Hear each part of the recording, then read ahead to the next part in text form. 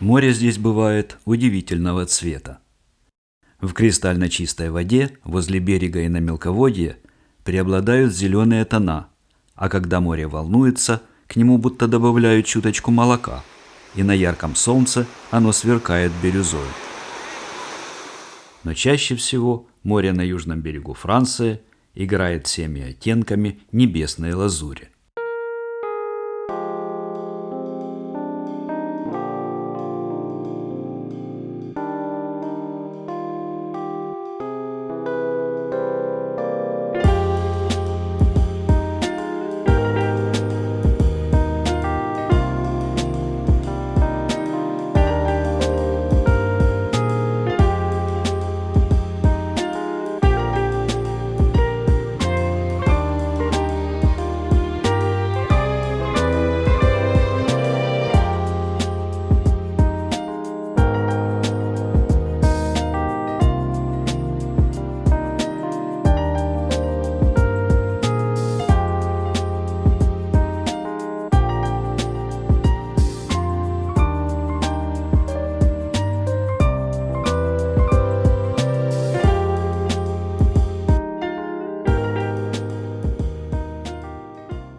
Небольшой городок Ментон находится у самой границы с Италией, и итальянскую речь вы здесь услышите наравне с французской.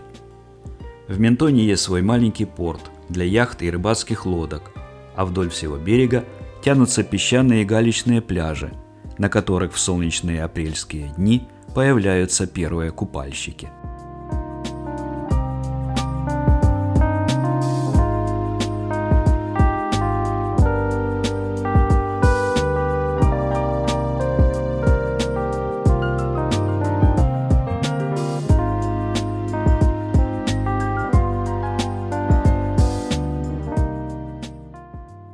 Узкие и крутые улочки старого города выведут вас к церкви, на площади перед которой летом проводят концерты классической музыки.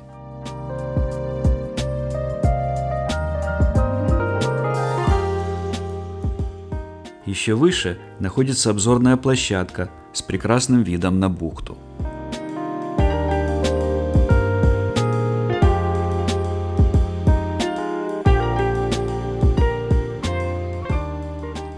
Тут же расположено кладбище с православной часовней и несколькими могилами русской аристократии, которая облюбовала Ментон в середине XIX века.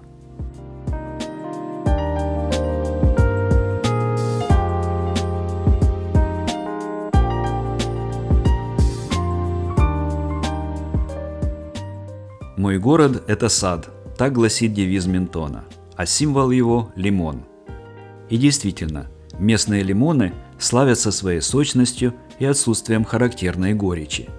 А лимонные и мандариновые деревья растут здесь прямо на улицах, и весной, в пору их массового цветения, городской воздух насыщен нежным и сладковатым цитрусовым ароматом.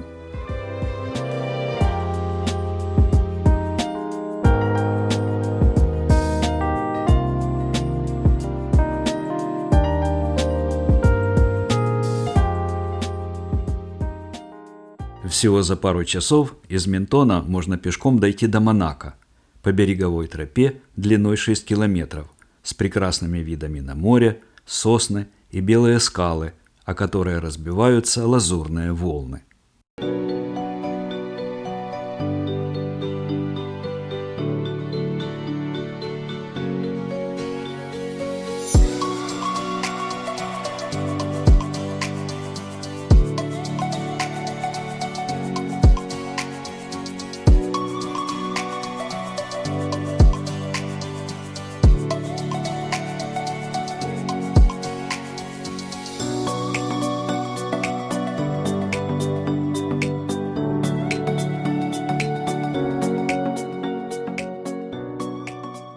Эта тропа названа именем Ле Корбюзье, величайшего архитектора XX века, который построил себе на берегу хижину в стиле минимализма с высотой потолка 2,5 метра, вдохновившую проектировщиков наших хрущевок.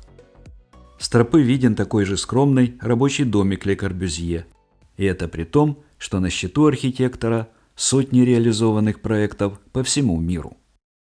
Впрочем, стиль минимализма никак не коснулся Монако. Строят здесь постоянно и с большим размахом, используя каждый квадратный метр территории этого карликового государства.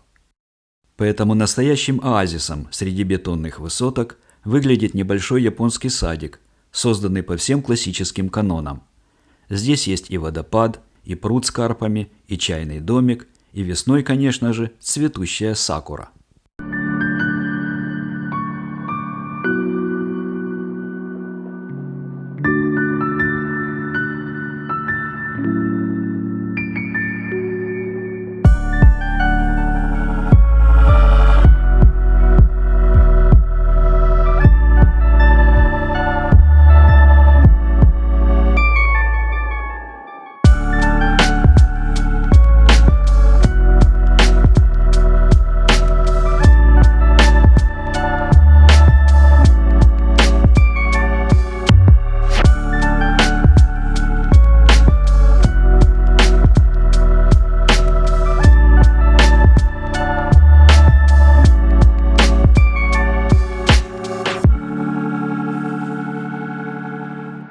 Деревня Эз между Монако и Ниццей высится над морем на 700-метровой скале.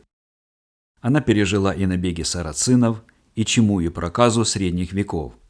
Надеюсь, с таким же успехом она переживет и неиссякающий поток туристов в наше время.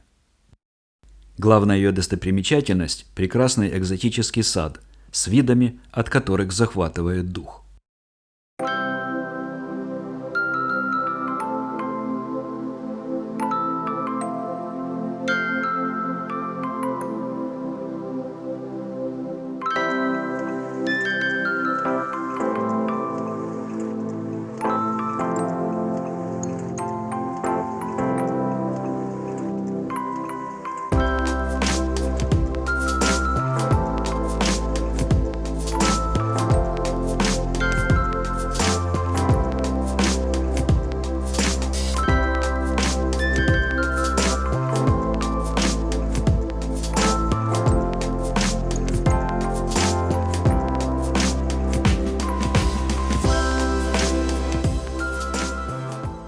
Из деревни Эз можно пешком примерно за час спуститься к морю по тропе Фридриха Ницше.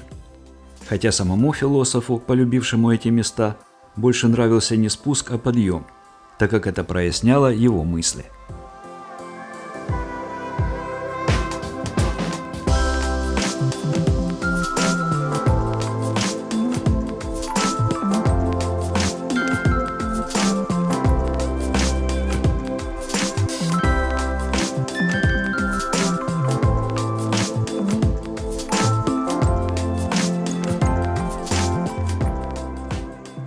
Тропа выводит к галечному пляжу и к остановке электричек, курсирующих между Ментоном и Каннами.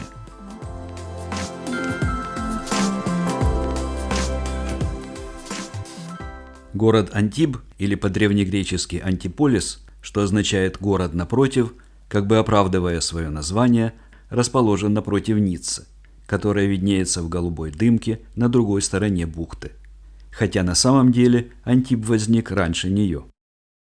Этот его силуэт с бастионом и двумя сторожевыми башнями на фоне заснеженных гор запечатлен на картинах многих художников и всегда поневоле притягивает взор.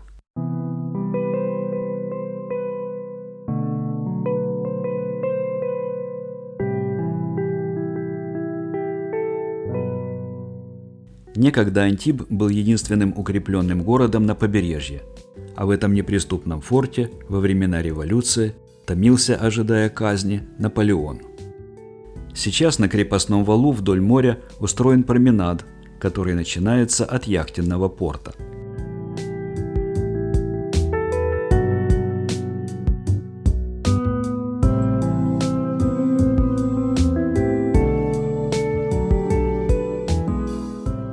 В старинном замке Гримальди на крепостном валу была мастерская Пикассо, оставившего городу в подарок несколько своих картин, и где сейчас находится его музей.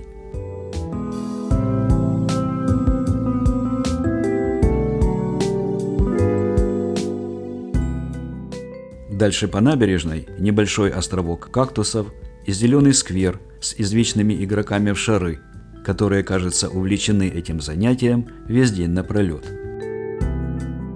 Антиб очень уютен и совсем не производит впечатления большого города, хотя по численности населения он второй на Лазурном берегу после Ниццы.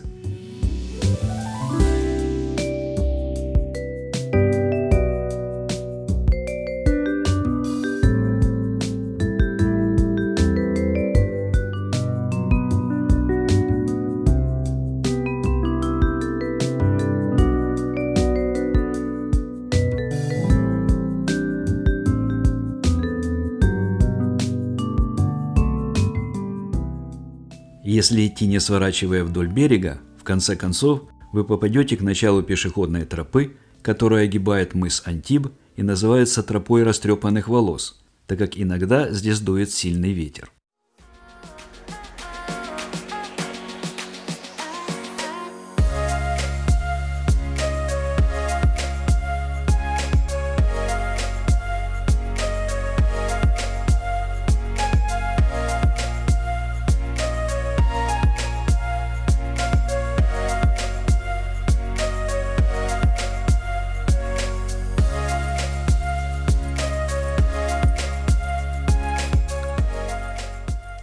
Тропа заканчивается у так называемой бухты миллиардеров, которую окружают дорогие виллы.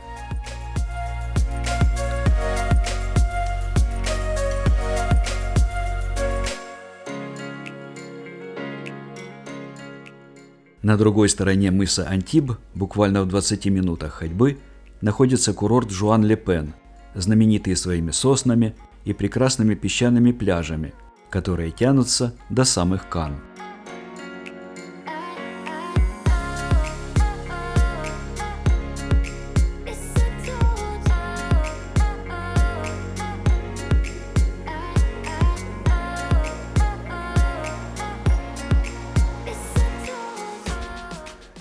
Здесь бывали многие известные люди.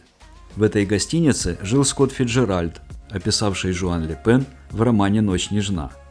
А в Белой вилле на холме работал Жюль Верн.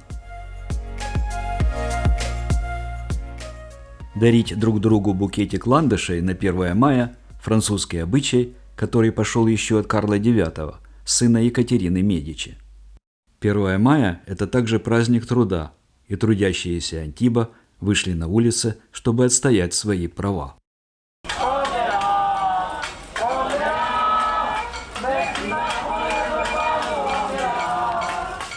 Уже на следующий день для них начнется в полном смысле слова горячая пора – жаркое курортное лето.